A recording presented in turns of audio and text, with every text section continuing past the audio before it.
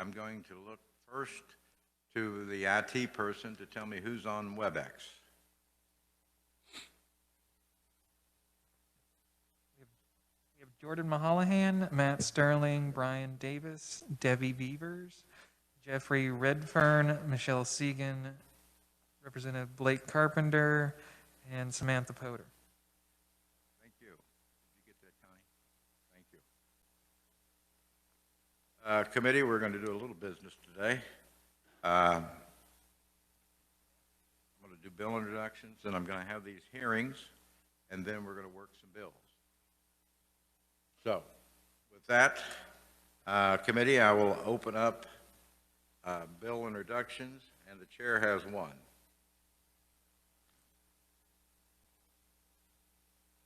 And Matt, you're on, correct? I am, Mr. Chairman. Thank you. I have a KEMA bill request, and the RS number is 1260. I think Natalie's been working on that. Very good. Thank you. Without objection, 1260 will be introduced. Other bill introductions from committee. Bill introductions from the audience. I did get a message from my oh, I'm sorry, come up if you have bill introductions.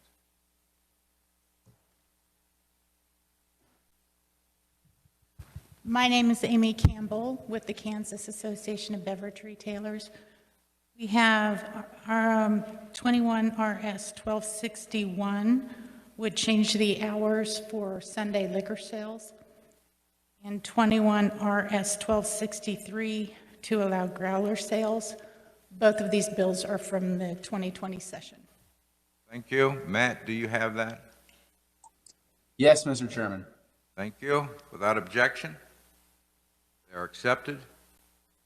I did have my Jeannie, my office assistant, indicated that Representative Ballard, is she on WebEx? Okay, she's not on WebEx. She's not in the committee room. She was going to introduce a bill. Representative Woodard, I see you on your phone. Could you, if you have her ability to text her, if she has an RS number, I would let you introduce that bill for her. And I'll hold off in just a little bit while I do some other things. Oh, she may be in appropriations, I was told, but she did contact Jeannie and say that she had a bill introduction. I want to give her that opportunity. And it may be that we do bill introductions at the end of committee today. Would that, okay, good. Then that's what we will do. We're going to open the hearing on House Bill 2212, eliminating Kansas residency requirement for various liquor licenses. First up will be Amy Campbell, Kansas. Sorry? Oh, yeah, we better get the overview. Thank you. Honey always puts that in very bold type, and I think she needs to put it in red. But with that, Matt, would you give us an overview on 2212? Certainly. Thank you, Mr. Chairman, and good morning, committee.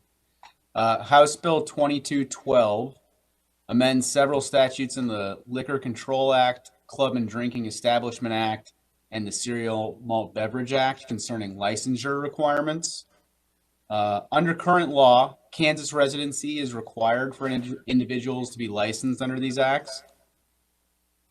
So House Bill 2212 would remove all those Kansas residency requirements for licensees throughout the Liquor Control Act, the Club and Drinking Establishment Act, and the Cereal Malt Beverage Act.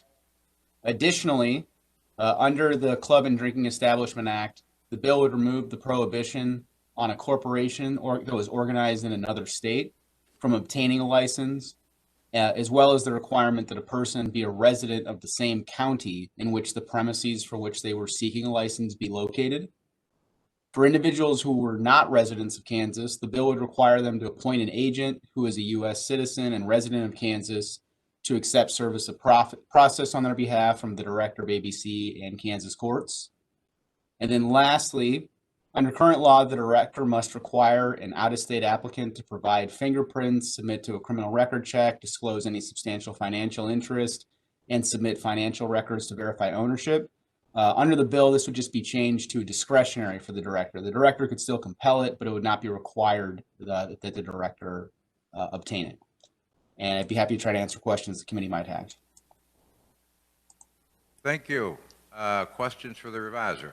I noticed that the distinguished Representative Ballard is here, and I'm just going to put us on pause for a minute and have her come up. She would do the same for me and her committees. So, Representative Ballard, good morning. You have a bill introduction, I believe. Would you put the... I had a doctor's appointment, so that's where I was. Thank you. That's okay. I would like to introduce RS 0545, and this bill concerns firearms, especially around domestic violence and violent situations. Thank you very much. You get that, Matt? Sure did. Thank you, Mr. Chairman. Thank you. Any objections? Seeing none, thank you. The bill. Thank you, committee, for your patience. Thank you. All right. Let's go back to House Bill 2212. You've heard from the reviser. Questions of the reviser? Seeing no questions of the reviser, we'll start with testimony. First up is Amy Campbell, Kansas Association of Beverage Retailers. Good morning, Amy, and welcome to Federal and State Affairs. Thank you, Mr. Chairman. My name is Amy Campbell, and I work for the Kansas Association of Beverage Retailers. This association has been the statewide association representing retail liquor stores since the repeal of prohibition in 1949. We're standing before you today to support House Bill 2212. The Tennessee Wine and Spirits Retailers Association versus Thomas Supreme Court decision deemed that states' residency laws are a violation of the Commerce Clause of the United States Constitution. Every change in our statutes has an effect on our current liquor store owners and their ability to succeed in their businesses. Please remember that our Kansas liquor store owners are currently dealing with the aftermath of the passage of the beer law, which shifted a significant amount of beer sales to the corporate and chain outlets in our state. According to the January 2021 ABC report to the legislature, Kansas now has 35 fewer liquor stores than in 2017. 2020 has provided a temporary boost to our businesses because COVID has closed many of the entertainment venues and shortened the hours and capacity of bars and restaurants. But we believe that this is a temporary boost. We support reasonable, business-friendly regulation of the sale of spirits, wine, and beer to the public, but we ask that 41311 continue to require a fair and even playing field for licensees by retaining the balance of the current requirements outside of residency for off-premise retailers. I've included a bullet list for you of the requirements as they exist in current law. We know that there are entities across the country that have touted this Supreme Court decision as a great advancement for deregulating alcohol sales and upending the state licensing laws. But the actual decision is very narrow and should be applied narrowly. I'm sorry I'm getting an echo here. I'm trying to figure out how to put this so I don't do that. The Tennessee decision applies a rather unusual concept of regulation and oversight, indicating that somehow technology can overcome the problems that a state might encounter with an absentee business owner. That decision cites a number of measures that could be implemented to provide an oversight and regulation in lieu of residency, including limiting the overall number of licenses in a state. The decision does not revoke the state's ability to require an in-state presence, and that brick and mortar link to the state is incredibly important. We feel that it is the role of our legislature to establish the rules for the sale of alcoholic products as provided by the United States Constitution. And we believe that every change to the Liquor Control Act should mitigate health and safety risks that are posed by alcohol. Our members are acutely aware of the costs to the communities and families when illegal activities occur under the radar. We will continue to work closely with the state. We appreciate our current director and her staff and their diligence to regulate our industry with a business-friendly approach, but please be aware that they do not have resources to regulate an unlimited number of licensees. Any attempt to expand this licensure to corporations, chains, or big box stores would be viewed by our members as a violation of the compromise that passed the beer law in the 2017 legislature. We appreciate your support in preserving that agreement and your support for our small business owners. I'm happy to stand for questions. Thank you, Amy. We'll have questions at the end of the proponent. Thank you, sir. Next up is Debbie Beavers by Webex. Debbie, are you on Webex? Yes, I am. Please go forward. Thank you, Mr. Chairman, members of the committee. My name is Debbie Beavers. I am the Director of Alcoholic Beverage Control. Matt did a great job of overview with the intent of this bill. Amy brought forth some valid points that is certainly our concern. ABC followed the Tennessee case closely, and I have included that along with the Kansas Attorney General's opinion 2020-11 that also opined that the residency requirements in Kansas were similarly unconstitutional. All we are taking a proactive approach right now. As the law currently stands, ABC could be sued in two different ways. One, if we don't follow the law and issue licenses to non-residents. And secondly, if we do follow the law and don't issue licenses to the out-of-state applicants. So we are aware of the concerns with the industry in this opening the door to other things. And all we are seeking to do is to change the residency requirement and keep that very narrow. And I'll be happy to stand for any questions. Thank you. We'll have questions at the end of the proponents. Next up is Brian Davis, Davis Retail Liquor on Webex. Brian, are you on Webex? I am. I'm here. I hope everybody can hear me. Please go forward. Chairman Barker, thank you for allowing me to speak today on House Bill 2212. I am the president of the Kansas Association of Beverage Retailers, and I also operate Davis Retail Liquor here in Wichita, Kansas.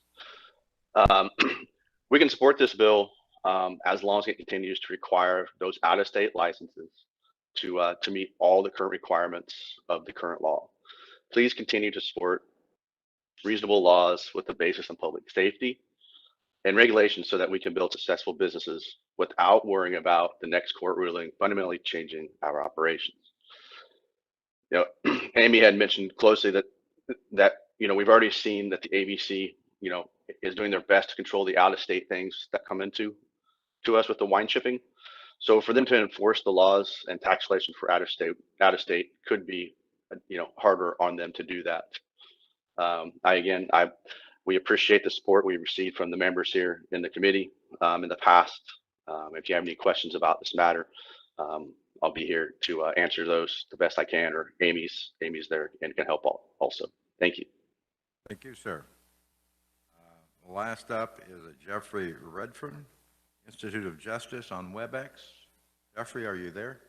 Yes, I'm here. Can you hear me? Jeffrey?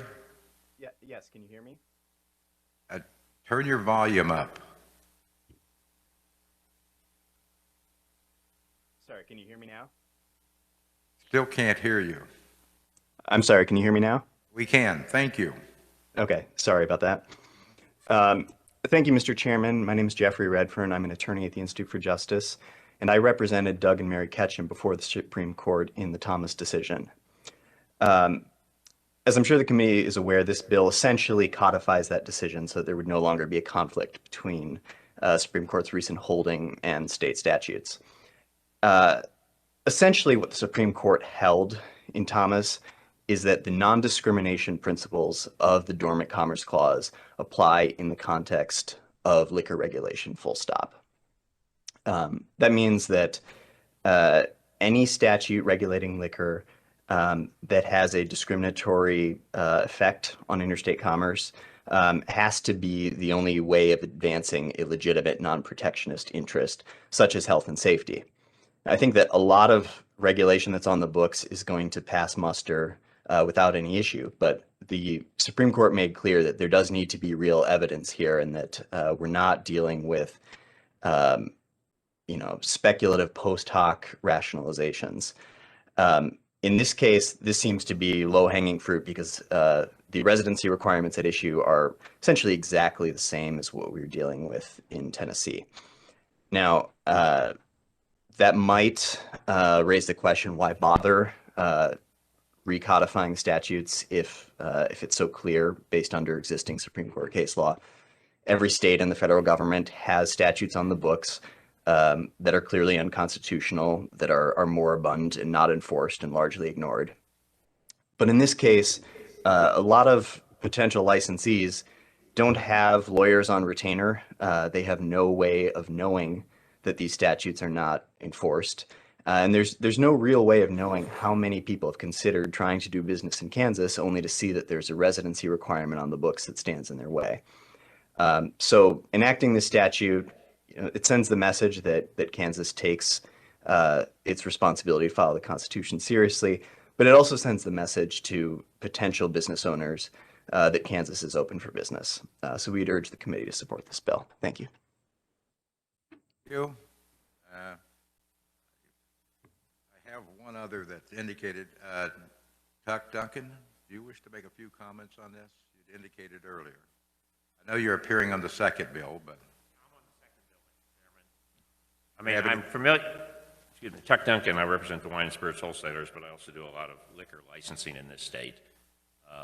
There is a change in this bill that is not mandated by the Supreme Court decision, but is a good change nonetheless. And that's the one that eliminates the requirement that a liquor licensee for an on-premise establishment has to have a Kansas entity, an LLC or corporation.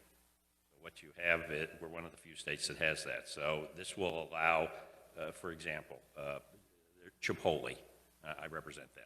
They have a national organization, but to have Chipotle licensees in Kansas, they have to have a Chipotle Kansas LLC, and everything has to be licensed. It's just another unnecessary layer. It creates additional paperwork at the ABC. It's more difficult for purposes of disclosing ownership, and so eliminating that in this bill, in addition to the residency things, is probably a good step. Okay, thank you. Committee, questions of the proponents? Yes, Representative Heiberger. And if you'll direct who you want your question to. Thank you, Mr. Chair. This question is from Ms. Beavers. Right ahead. Ask the question. I just wonder if you could tell us what the original rationale for the residency requirement was. I can give it my best understanding. It was more so that licenses were issued to known local people and access to the licensee and being able, if necessary, serve citations, things like that, I believe is the intent of that requirement. Further questions from committee? Yes, Representative Hauser. Thank you, Mr. Chair. I don't really care who answers this question, but what happens if we don't pass this? Amy, I think that would be more direct to you.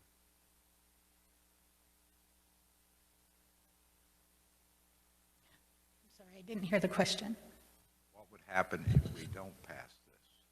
Well, as the director explained, she's basically stuck between a rock and a hard place. It is very possible for you to not act on this And then there would be a notation in the statutes that just said that this piece was unenforceable. I think her concern is that by having it continue to be in the statutes, that they're kind of having to follow case law instead of your actual Kansas law. Thank you. And Debbie, if you want to, since she used your name, if you need to chime in, come right ahead. If you have any comments. No, that is correct. We are stuck. We can be sued if we issue an out-of-state license or if we don't. So clarifying it from a regulatory perspective would be our preference. Thank you. Further questions of the conferee? Yes, Representative Wagner. For Ms. Campbell.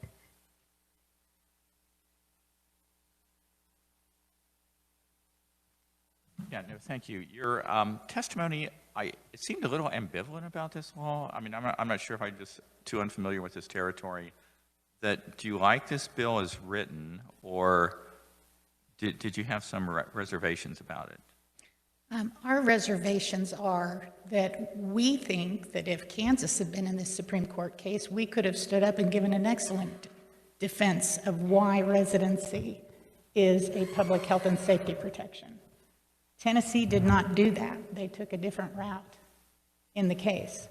So we don't like it when the Supreme Court tells us as a state how to regulate alcohol.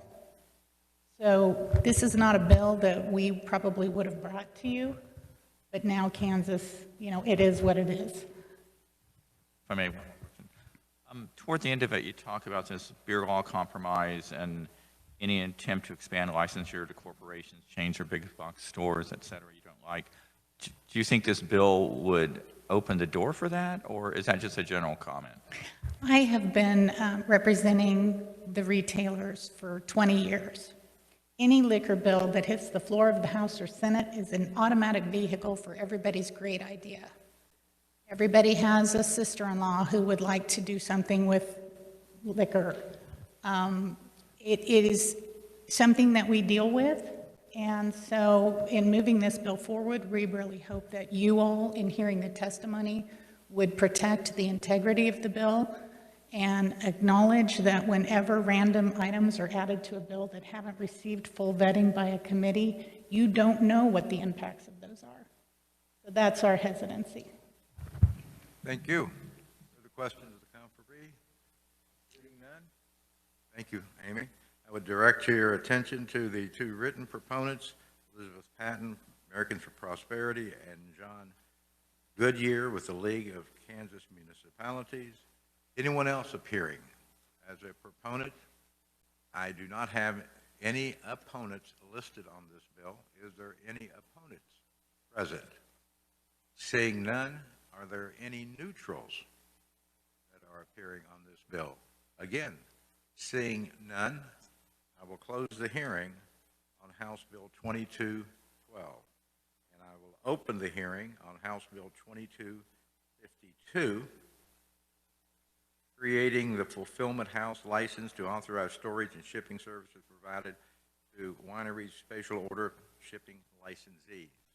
I have a proponent. One, I have Tuck Duncan. I think Jeannie handed out his testimony. Mr. Duncan, if you, I'm going to get an overview. You're right. Thank you. I had a late night, I guess. I'm not sure. And We need it in red. My room by 9 o'clock. It needs to be in red. But go ahead, Matt. Thank you. Thank you, Mr. And Chairman. thank my vice chair. Thank you, Mr. Chairman, and good morning again, committee. House Bill 2252 would, as the chairman said, create a new license under the Liquor Control Act for a fulfillment house. The license would allow the holder to provide warehousing, packaging, and shipping of wine that was produced by a licensed Kansas special order shipper to Kansas residents. The license fee for a fulfillment house would be $100 for a 2-year term. The licensee would be required to make efforts to ensure that any winery they are shipping for was licensed in Kansas. All the packages of wine that were shipped by that fulfillment house would be required to be clearly marked and requiring a signature of someone over 21, and would have to be shipped by a common carrier. The licensees would have to maintain shipment records for 3 years, and they would also have to report all shipments electronically to the director each month. Any fulfillment house that willfully failed or refused to report any shipments would be subject to a civil penalty of not more than $100. Additionally, that after complying with the CAPA, the director could refuse to issue, renew, or could revoke a fulfillment house license upon a finding that the licensee had failed to comply with any provision of the bill. And then lastly, my memo just kind of includes a definition of fulfillment house. So it means all locations and facilities for any in-state or out-of-state entity that handles logistics, including warehousing, packaging, order fulfillment, or shipping services on behalf of that holder of a special order shipping license. Happy to try to answer questions. Questions for the reviser? Seeing no questions? Now we'll move to the conferees or proponents. Duncan is here, and he brought a stack of papers. Yes, it's my demonstrative evidence for why we need this bill. This bill, the substantive part of it, is really only the front and back of the first 2 pages. The rest of it is simply current law with the fulfillment house definition inserted into it. So the real substantive part is the first 2 pages. Do you want Jeannie to hand this out? Is this going out to the committee? Your green documents? No. Okay. This is not, I'll explain next second. There's nothing to hand out.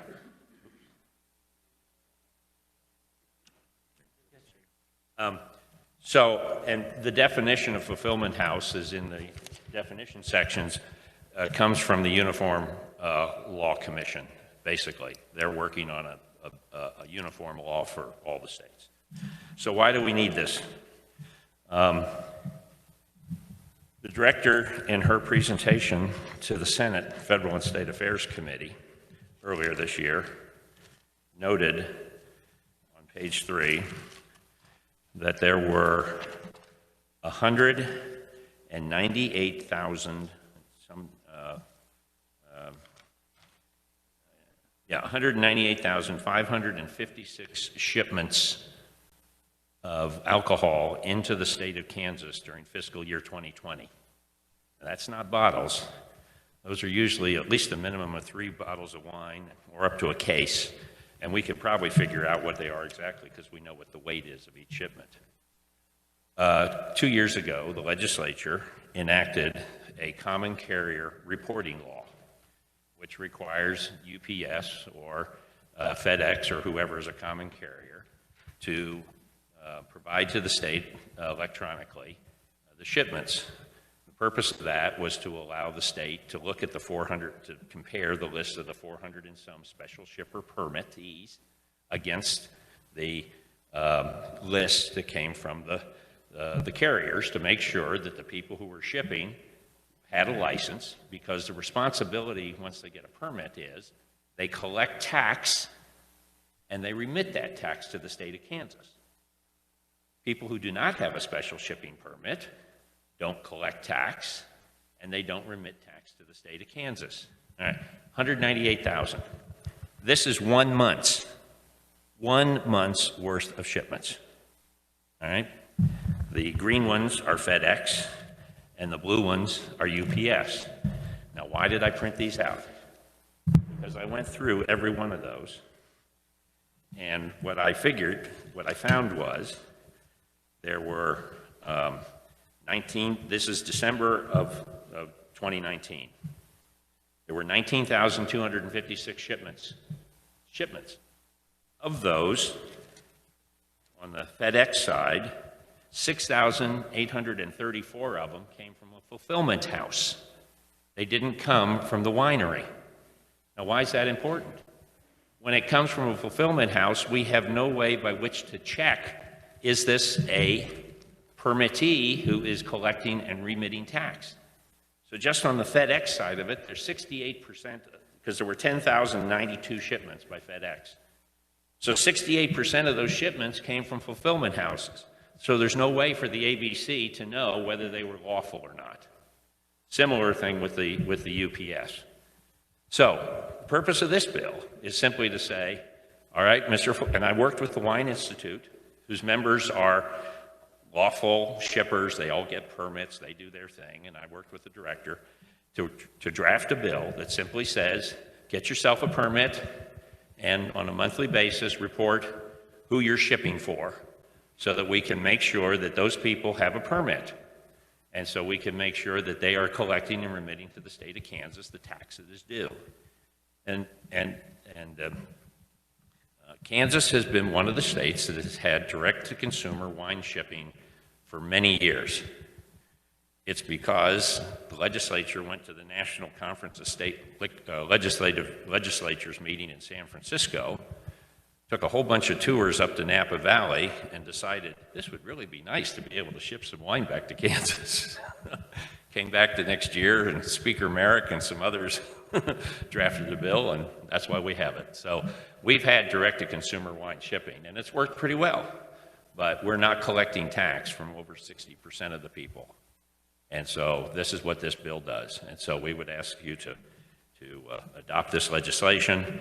It's been adopted in several other states already. North Dakota's had it for some time, very successfully, as has Virginia. And I know that it's in some other places as well. So thank you very much. Appreciate your courtesy.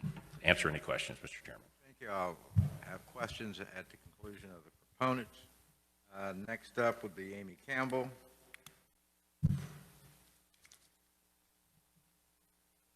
Again, Amy, welcome to Southern State. Thank you, Mr. Chairman. I'm doing my best not to carry around tons of paper anymore. But so my name is Amy Campbell. I represent the Kansas Association of Beverage Retailers. We say ditto to Ted Duncan's testimony. Many of you, as you log into your social media accounts or receive shipments from clothing companies, perhaps, end up with these insert advertisements, gift cards for a free $100 of wine if you join a certain wine club. The fact for knowledgeable consumers to know is, number one, many of those are not licensed to ship in the state of Kansas. This is a tool for the ABC to track down those folks. And I will say that we are greatly appreciative of our agency, who has done quite a bit of work in the last 3 years to reach out to entities who were illegally shipping into Kansas and let them know, hey, you can get a license, you can do this legally, but here's the way to do it. But I want to point out another side of this industry. The fact is that when you look at products like alcohol, there is a long history of folks trying to pass off things that are not alcohol. And some of the entities that you're going to find on social media trying to sell you something are not licensed anywhere. They're not winemakers. They just create a name, create an entity, and start shipping stuff out. So this is a tool that can help our ABC to not only collect taxes for our coffers, but also provide an important consumer protection resource. I want to be clear. There are wineries across this country who are jumping through the hoops to do interstate wine shipping correctly and legally. We need to support them so that they're not competing against people who are skirting the laws, just like we always ask you to support our in-state retailers who have to meet our state laws in order to sell these products. Thank you, Mr. Chairman. Thank you. That's the conclusion of the proponents. I'm going to have questions from the committee to either Mr. Duncan or Amy. Any questions? I have Representative Hauser. Thank you, Mr. Chair.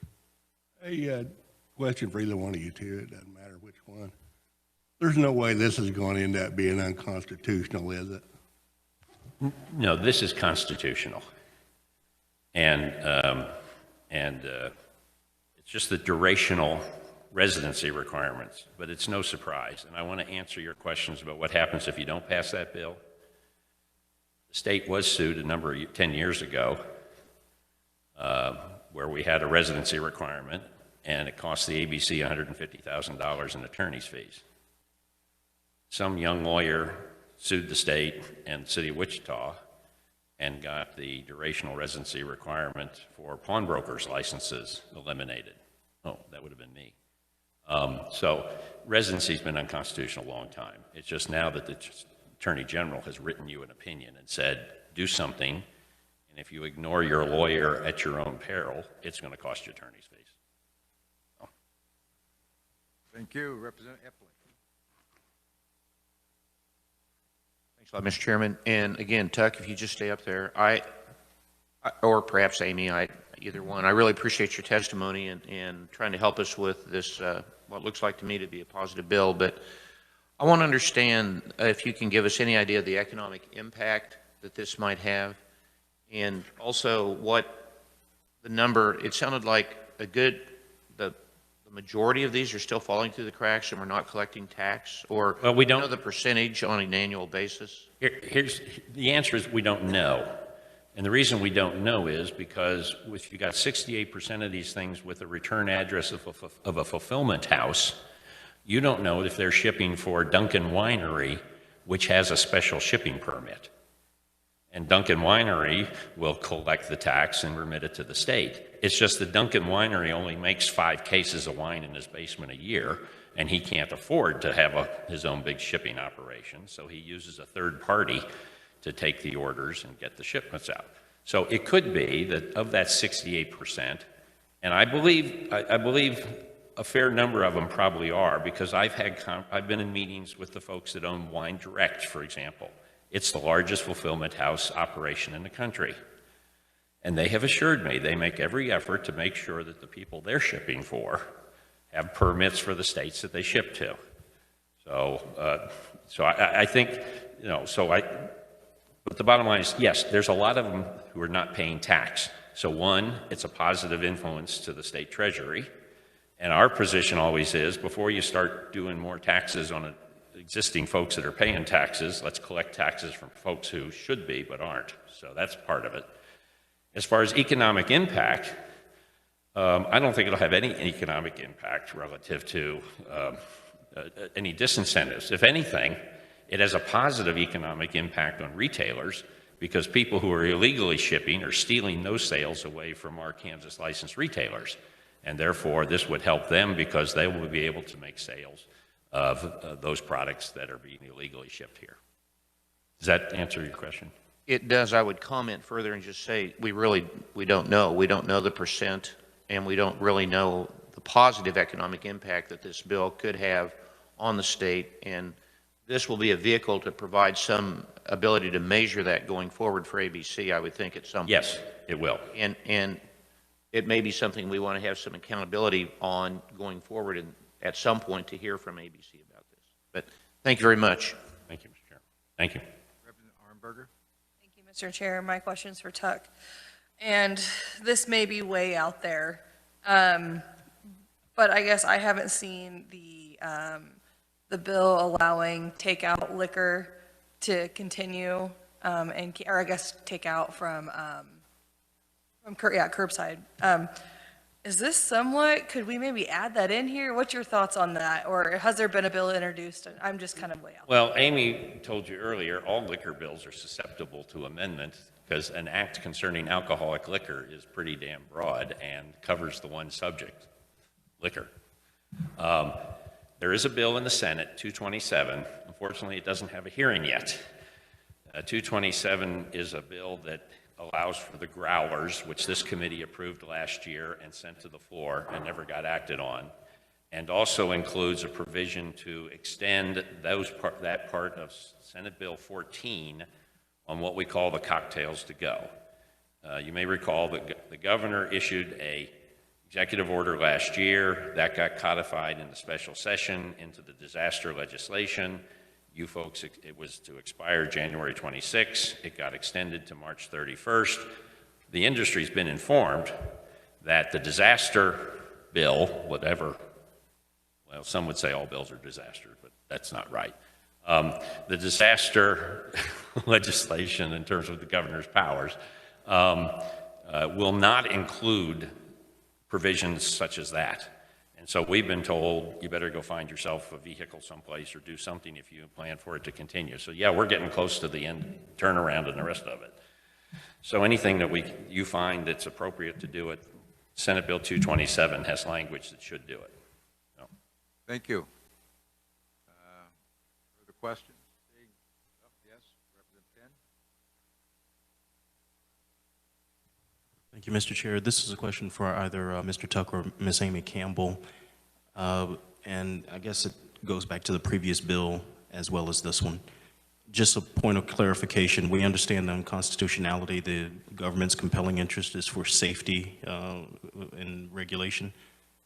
Could you speak to the safety perspective of either of these bills? Is there a concern there?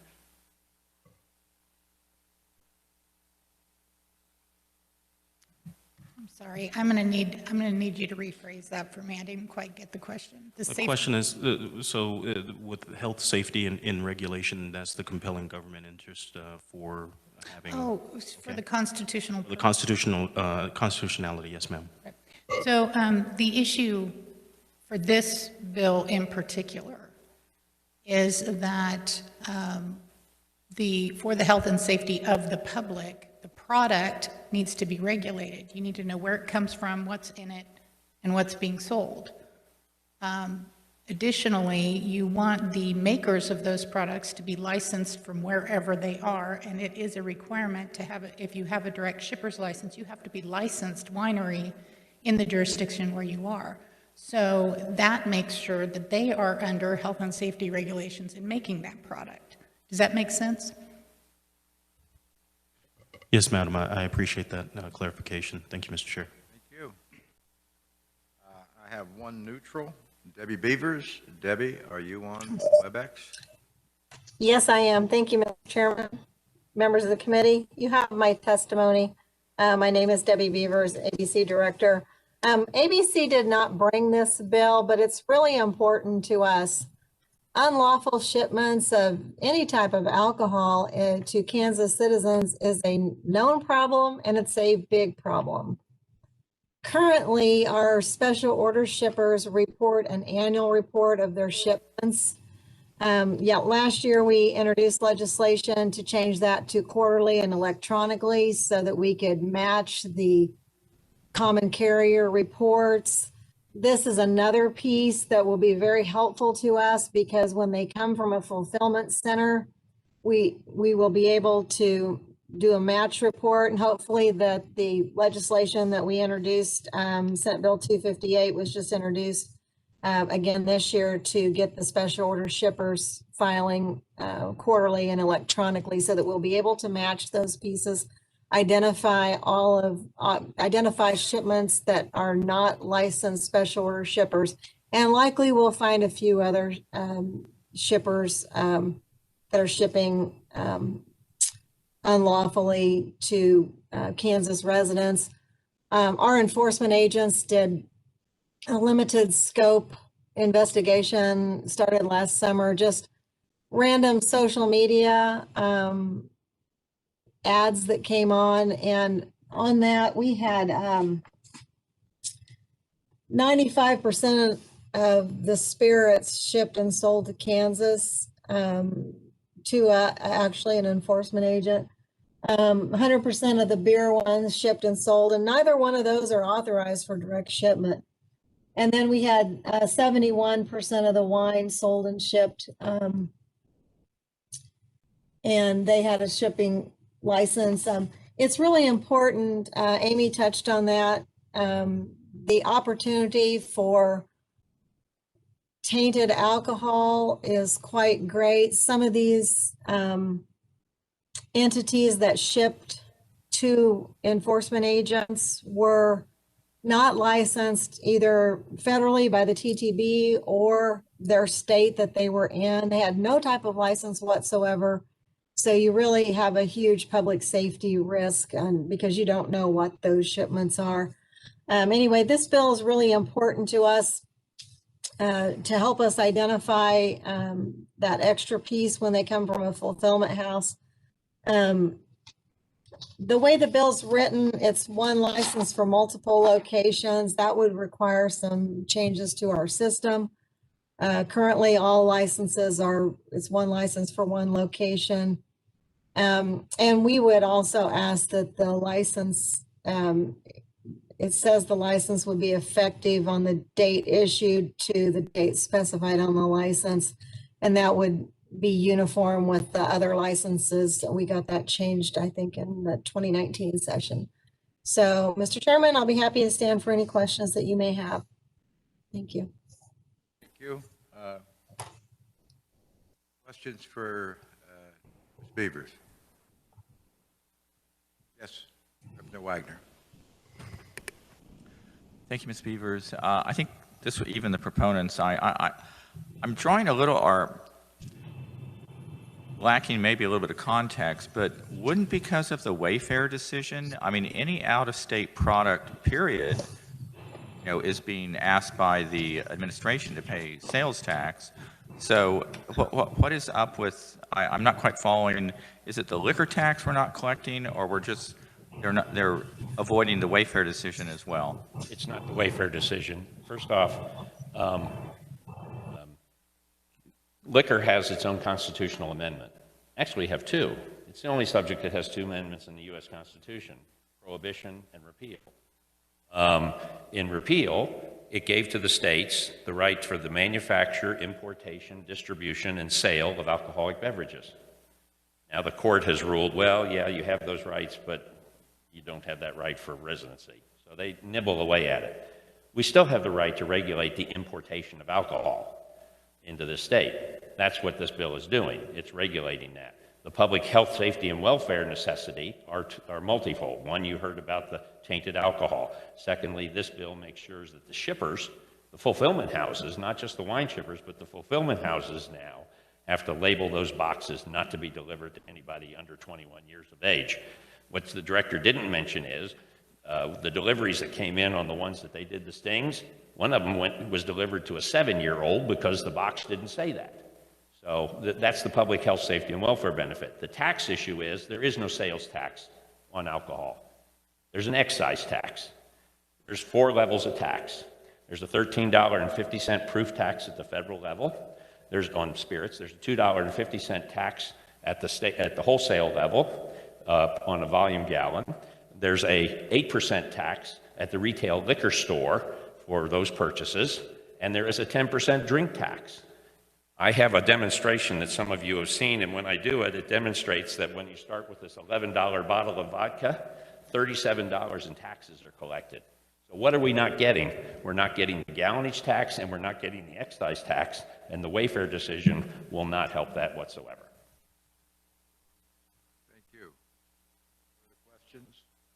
Ms. Beavers on our neutral? Representative Thank you, Mr. Chairman. I was just a little unclear from Deb Beavers on the very end of her testimony. Does that require, and this may be a question for you, Mr. Chairman, and just a technical amendment on this bill about the date of the license is issued to the date specified on the license? I mean, that's getting in the weeds, but I'm just asking. You are so far in the weeds, but please ask Ms. Beavers. Debbie, can you comment on that, please? Yes, thank you. In the 2019 session, we had changed, made a request, a technical change to licenses were supposed to be effective on the date issued. And we asked for that change to be the date specified on the license. It's particularly important, especially for in-state locations when there's a change of ownership and the sale is going to close on a specific date, and so that we can go ahead and get the license ready for that date. So that's why we asked for that change. And I'm just asking for this to make it uniform with the other license types. Like an amendment would be just a technical amendment on this? It would, and I would give the reviser that latitude. Thank you, Mr. Chairman. That's all I got. That's okay. Thank you. Further questions? Seeing none. Anyone else appears today that would like to offer testimony? Either Opponent, or neutral? Seeing none, then I will close the hearing on House Bill 2252. Committee, we have some time, and I plan on working Bill 2088 a little later, but I don't think it needs to be right now. Because these bills are pretty simple. We have no opponents. Is there an objection to working the bills today? Seeing none? Yes, Representative Heiberger. Which bills? 2212, which is the first bill we heard. That's the only one I'm taking up at this time. And then I may take the other one up. It depends on how much time that we have. I know the Senate's coming in at 10:30. I had my vice chair check. I was thinking we could stay a little longer. I know you want to. So, but we're not. So with that, note that there is no objection. The chair will make the motion to suspend the rule and work the bill today. Do I have a second from my ranking member? All in favor, say aye. Those opposed, no. Appears to the chair that 2/3 have been met. We will work the bill today. As to House Bill 2212, what is the pleasure of the committee? Representative Armberger. Thank you, Mr. Chair. I move that we pass out House Bill 2212 favorably for passage. Thank you. Discussion. I have a second from Representative Epley. Is that correct? I thought that was who you put up. Discussion. Any discussion? Seeing no discussion. Representative, you may move your motion. I close. He closes. It has been, motion has been made to pass out 2212 favorably. It has been seconded. There has been no discussion. All in favor of the motion, say aye. Those opposed, nay. Opinion of the chair, the ayes have it. The ayes do have it. 2212 will pass out favorably. Next, I will take up House Bill 2252. Yes. Sorry. You want your court vote recorded? I am sorry. On 2212, Representative Heiberger votes aye. Anyone else wish to record their vote? Seeing none. Then we will move on to House Bill 2252. Again, the chair will make a motion to suspend the rule and work the bill today. Is there a second? Representative Reese? All in favor, say aye. Those opposed, no. Chair finds the 2/3 margin has been met. Anyone want to record their vote? Seeing none, we will look at 22. And what is the pleasure of the committee as to 2252? Representative Armberger. Thank you, Mr. Chair. I move that we pass out House Bill 2252 favorably for passage. We have a second. Representative Reese will second the motion. Discussion? Seeing none? Yes, of course. Thank you, Mr. Chair. Does that wording change need to, I mean, it's a friendly. Oh, I'm going to add that in at the very last. Yes, sir. Okay, thank you, sir. But we have a second. Further discussion? Matt, you're on? Yes, Mr. Matt? Chairman, I am. You would be allowed to make any technical adjustments that we talked about from Representative Epley. So just to be clear with the committee, because it looks like in Director Beaver's testimony, there were two changes. There was the request to change, which was definitely technical, the effective date of the license to make it consistent with how we do for other licenses. And then the other change was for the licenses to be for each separate fulfillment house location as opposed to all. So is that what the committee was talking about, were both of those changes? That is correct. Okay, very good. Thank you. The revisor has been given some latitude. I have a motion to pass out favorably with a second from Representative Reese. Further discussion? Seeing none, all in favor say aye. Aye. Those opposed, nay. Opinion of the chair, the ayes have it. The ayes do have it. The bill passes out favorably. Now, committee, this may take a little bit more time.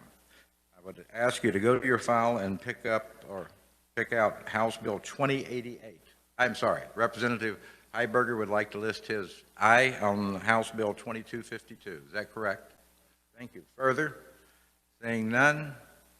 As to House Bill 2088, would you take a second and I'll give you a little time to pull it out. Also, I'm going to have Jeannie pass out an amendment, if that's agreeable.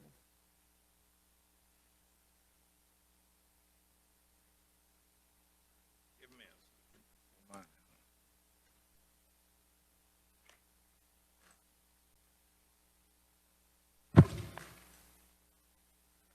If you recall, this is the ranking member's bill, sometimes referred to as Adrian's Law.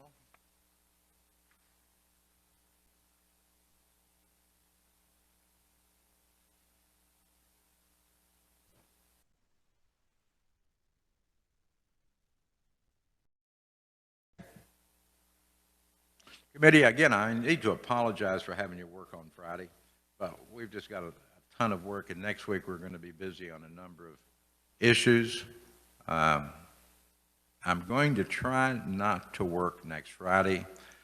On Tuesday, Representative Arnkamp. On Tuesday, I think the lottery director will be appearing for a question and answer period. I talked to him yesterday. Initially, we talked about Friday, and then I felt bad about having you folks work next Friday. Not saying that we won't, but hopefully I will be able to manage things that you will not work next Friday. But I've sent a message to the lottery director to possibly appear on Tuesday. We'll also be working some bills on Tuesday. Is that handed out? All right. As to House Bill 2088, what is the pleasure of the committee? Representative Reese. Thank you, Mr. Chairman. I move the House approved House Bill 2088 for passage. Thank you. Do I have a second? Representative Woodard. Thank you. Discussion. Representative Reese. Mr. Chairman, thank you. I have an amendment, and if Matt Sterling could describe what the amendment does. It's referring to the law enforcement's concerns on the original bill. We had to change some language. So, Revisor Sterling, that'd be great if you could explain that. Thank you. Matt, would you explain the change of the amendment? Thank you, Mr. Chairman. Just make sure I have this up on the screen. Can everybody see that? Yes, and we have hard copies. Excellent. So the amendment would go in, there's several things. The requirement that those investigations be conducted by the secretary and by the law enforcement agency that is conducting the investigation. This amendment would clarify that that investigation could be conducted by the secretary or the secretary's designee, as well as by the law enforcement agency or the agency's designee. Thank you. Representative Reese, you would like to further explain? Yes, sir. Thank you, Mr. Chairman. The concern was because in some rural areas, when there may be a case arise, that manpower and also staffing may be a concern. So what we did was allow law enforcement to designate a representative that would have the same authority to go into the situation with the agency and secure an arrest or secure what's going on and fulfill the obligation under the law. I did talk with two of our representatives who are law enforcement on the committee, and they seem to be in compliance that with this kind of fulfills what Mr. Klump was concerned with. So, Mr. Chairman, thank you. Discussion. Questions as to the amendment? Yes, Representative Howe. Thank you, Mr. Chairman. In the original bill, it kind of read, or at least I perceived it to read as, it would be more of a mandate that there would have to be a physical observation of every alleged allegation of child abuse. So in this allows the law enforcement to have a little bit more discretion. Is that correct? The requirement is still be visual, but it would be an alternative or a designee of law enforcement can't accompany the agency's representative. They could assign a designee to do that, but the visual aspect still has to be there. And I think that's really important, the Kansas City area, and we really never got into when we had the testimony. We did have a couple of years ago. This child that was abused was moved to Missouri, moved back to Kansas, moved back to Missouri, trying to evade. This way, the local law enforcement agency, if, for example, if it was in Douglas County, could contact a law enforcement agency in Missouri and have them, instead of them required to go to Missouri and actually visually check the child, they could have local law enforcement. That's my understanding. Would that be correct, Representative Lewis? Yes, Mr. Chairman. And also, you know, we did this was years ago, we wanted them to have hands-on, but it was found to be too intrusive, so that's we just had the visual, because agency will knock on the door, the child's not here, the child's visiting a grandparent or at school. This allows the agencies and law enforcement to find the child, have visual with the child, and maybe talk. It elaborates, it adds another layer of protection for the children. After discussion with the Wyandotte County District Attorney, he said this law is needed to add another layer that he could enforce the laws that it wasn't on the statutes as prior. So just to follow up, I know in the initial hearing, Ed Klump had testified that in fiscal year 2020, 93.1% of the reports were unsubstantiated. So does this amendment allow, it doesn't seem like this amendment really addresses that issue, does it? What this amendment did originally was, I felt, as after discussion with Ed, it fulfilled the lateral, give the law enforcement agencies the laterality to attach a designee to the initial mandate, what he felt was a mandate. We got to remember this law is to protect the children, and that's why the law came about. We had another incident this last year, July, with a young lady named Olivia Jensen that was 3 years old that was abused and mistreated, and her father reported her missing. Subsequently, law enforcement found her deceased, not maybe a mile or so from the house, arrested the father and the girlfriend, same situation, and the district attorney, he couldn't really elaborate on it because it's in litigation now, but the law would maybe offer another layer of protection for an agency and law enforcement to go into the household. You know, there's always can be further discussion on what law enforcement's rights are, but the reason for this bill was for the children. Thank you, Mr. Chair. Further question? Go ahead. I do, Mr. Chairman, just have one more question. It says in the legislation on page 2, next to part of the amendment, that the secretary and the investigating law enforcement agency or the secretary and such agency's designees shall both visually observe the child. So does it have to take place together? They both have to be there physically to observe at the same time? I'm going to refer that question to Matt. Matt? Matt, are you on? Oh, there we go. Sorry. Thank you, Mr. Chairman. In reading this, I would say the requirement is that both visually observe the child. I don't see anything requiring the specific time. If you look at that next sentence, it's all investigation reports shall include the date, time, and location of any visual observation of a child. So I don't see anything that would prohibit the secretary or the secretary's designee from observing the child at one time and noting that time, and the law enforcement agency observing the child at a different time and noting that time. But they both would, in that case, in that joint investigation, have to observe the child, or their designee would have to observe the child. Was that helpful, Representative? Yes, Mr. Chairman. I'm just trying to picture in my mind how this would be applied in real time. I understand, but Matt, just to make sure I understand, it's not required that they do together. They could actually have two different times that they would go out and observe the child. That would be my reading, Mr. Chairman. Yes, I agree. That would be my reading. Both would be required to observe, but I don't think they'd be required to do it simultaneously. I know when I used to hear these type of cases, a lot of times that the social worker would go out and she would be denied the ability to observe the child. But when a law enforcement officer came out in uniform, they normally got to see the child. Well, what concerned me initially on the bill, and this bill came out a couple of years ago, and we had to make the same changes, is because in Wyandotte County and those counties that are on the border, when a law enforcement officer is doing an investigation and leaves the state of Kansas and goes to Missouri, he actually has no authority in an investigation. He has to have local law enforcement. So many times they will just contact the local, and that's where it comes into the designatee. They're designating a Missouri or Kansas City, Missouri police officer to go make the observation and report back to them. With that, I need to go to Representative Miller. You have a question? Thank you, Mr. Chairman. Is there a motion on the table? There is a motion on the table to pass it out.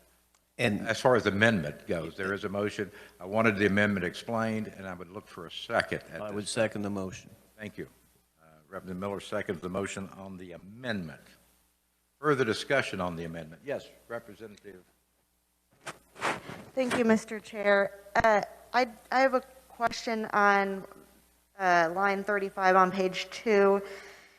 I think this would provide some clarification that there are two separate, there's an investigation and then there's a joint investigation, and I'm thinking an A is missing in line 35. There's a B in line 39. And maybe that'll provide more clarification on the occurrences when we need both the secretary and law enforcement involved. Matt, I'll refer that to you. Thank you, Mr. Chairman. So that reference in 39 is to subsection B, so it's not like a subpart of subsection H. I don't think it's necessary, but if it was helpful, H could be broken into paragraphs 1 and 2 to split out between when you're talking about an investigation and then a joint investigation. So not necessary, but if helpful, could be done. Matt, if I recall correctly, an investigation can be started by the social services side of the house, but once they make that observation, then they are required by statute to contact law enforcement. And then that's when the joint investigation begins. Because, of course, law enforcement officers have no training in that area, and that's the reason we have to have a joint investigation. Was that helpful, Representative? That was helpful. I don't think it needs an A. Thank you. Representative Epley, you had a question. I do. Thanks again, Mr. Chairman. And again, I appreciate the maker of the amendment. I think this does make it actually a better bill with the amendment on.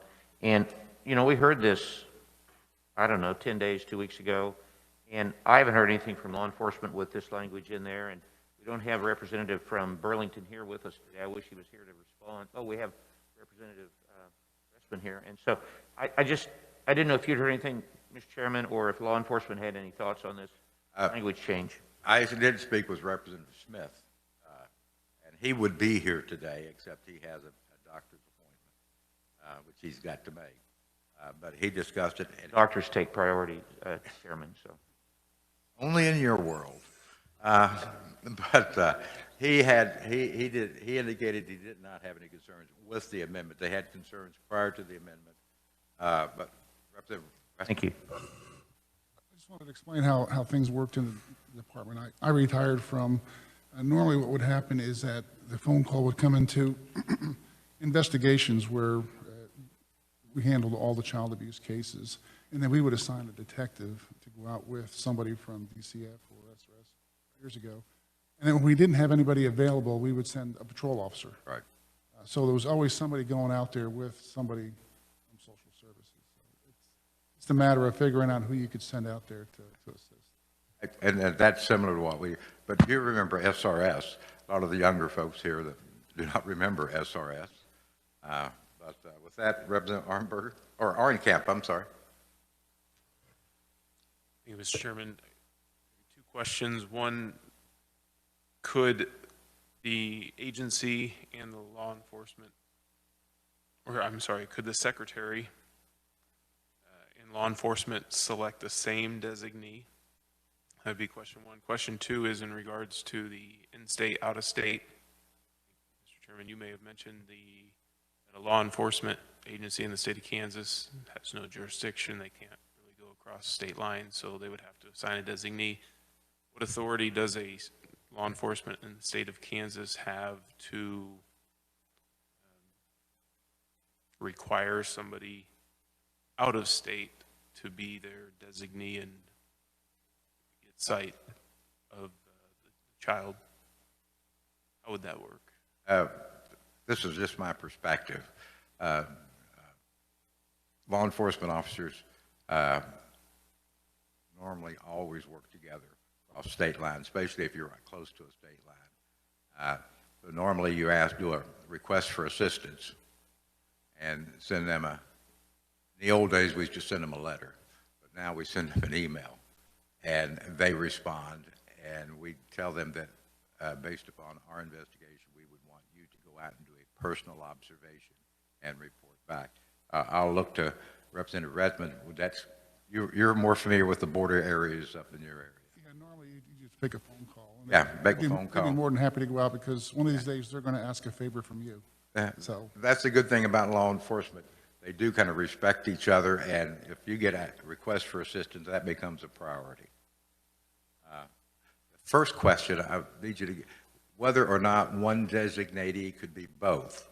I don't think that was the intent of the statute, because it lists the secretary as one, or the secretary's designatee, and down at the second part, investigative law enforcement officer, and then puts in our secretary and such agency's designatee. Such agency would mean the law enforcement. But I don't think that was anticipated that they would be the same. I think they want two observations. Would that be correct, Representative? And you can speak to that. That was the intent, to have two sets of eyes, to observe the child. And yeah, I don't know if DCF has a law enforcement person that's actually with the agency, but they always have access in accordance with what I read here in the statute. Mr. Chairman, one of the advantages of having both going out there is that if the law enforcement officer is there, he can place them in their police protective custody right on the spot where DCF can't do that. Yes.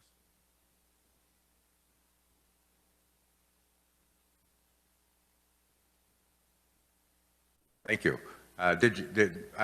My voice usually carries, but basically the police do have additional authority than DCF. They can actually, if they think the child is in immediate harm, they can take custody of the child, and then they normally turn it over to DCF. But only the law enforcement officer has that authority, not the DCF worker. Representative Howe, please. Thank you, Mr. Chairman. Representative Reisman, I really have no idea. When it comes to visually observations, does that also entail a list of questions? When we speak of visual observation, does it speak to being able to ask the child questions away from their parents or guardian? Yes, normally we do a quick assessment and ask the child what's happened. And then normally, I can only speak for my agency, is that we would go to a child advocacy center where they would do an in-depth interview. The whole idea of placing a child in police protective custody is that it's immediate danger. You want to place the kid in police protective custody for 72 hours pending a hearing by a judge. So yeah, you can interview the child, find out what's going on. All right, I'm just looking at the time, and I always hate to push the clock, but I know the Senate Judiciary Committee is coming in a little bit. If no further questions, I have a motion to amend and a second. Representative, you may move your motion. I move my motion. Thank you. You have heard the motion of Representative Reese to amend House Bill 2088. All in favor, say aye. Aye. Those opposed, nay. Opinion of the chair, the ayes have it. The ayes have it. We're back on the House Bill 2088. Further discussion or further amendments? Again, seeing none, Representative, would you move your Thank you, Mr. Chairman. I move House Bill 2088 as amended favorably for passage. Thank you. Do I have a second? Representative Epley. All in favor, say aye. Aye. Those opposed, nay. Opinion of the chair, the ayes have it. The ayes do have it. Representative Heiberger votes yes. Representative Wagner votes yes. Representative Woodard votes yes. Representative Epley votes yes. Representative Reese votes yes. Clayton is yes. Howe is yes. Anyone else wish to record? Ressman is yes. Henderson is yes. And Hauser is a double yes. Representative Penn is a yes. Representative Hoyt is a yes. Oh, and Representative Burris. That's a yes, correct? Jesse? You've got your thumb, or is it? Oh, okay. Thank you. You had your hand on your computer. It looked like the thumb was up. He would be in trouble in an auction. No further yeses. Okay. Those are our registered. Monday, we're working a bill, or hearing a bill, on Smoking 21. This weekend, if you would be so kind as to go into your computers and look for that. Anyone, on 2088, I'm going to have Representative Reese carry the bill on the floor. Would that be agreeable? I'd be honored, sir. Thank you. As to the two alcohol bills, if you'd like to carry one of those, please contact the vice chair, and she will put your name down. If no one volunteers, then I will assign someone to carry the bills on the floor. Anyways, I again apologize for having you work on Friday. I know some of you could have left last night, but this was important to get these bills out and worked. If there's nothing further, we are adjourned.